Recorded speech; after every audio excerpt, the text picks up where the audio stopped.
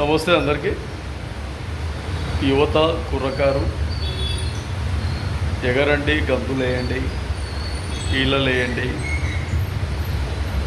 మీ అభిమానాన్ని చాటుకోండి, అభిరుచులతో ఉండండి, మీరు ఇష్టంగా ఉండండి. ఎవరికి నో ప్రాబ్లం. రోడ్లపైన ఇష్టానుసారంగా బైకులు జుర్రు జుర్రు జుర్రు అని ట్రాఫిక్లకు ఇబ్బందులు గురి చేసిన ఎవరి కంటే వాళ్ళ ముందు బైకుల్లో స్పీడ్గా వెళ్ళిపోవాలన్నా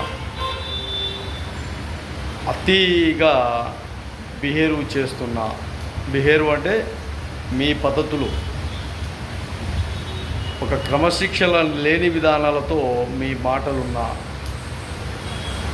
చివరికి ఎవరైనా ఎక్కడైనా ఎప్పుడైనా పూర్తిగా మట్టిలో కలిసిపోయే వాళ్ళే.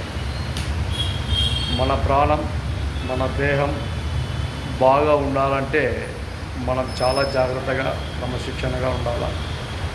కాళ్ళు చేతులు విరిగినప్పుడు, అవి లేనప్పుడు, అవి పూర్తిగా కట్ అయిపోయినప్పుడు మనకు విషయాలు తెలుస్తాయి. తల్లిదండ్రుల రోదన తెలుస్తుంటుంది.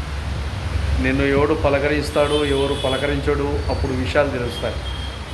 నీ ఎగిరిన గంతులు, ఈలలు, హుషారుగా పరిగెత్తిన రోజులు, బైకులు జురుజుమనడం, స్పీడుగా వెళ్ళడం, ఎన్నో విధాలుగా ఉంటాయి.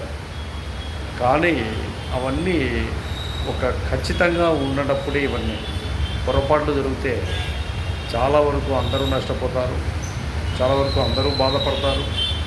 చివరికి బాధను పూర్తిగా అనుభవించేది మాత్రం బాగుంటుంది.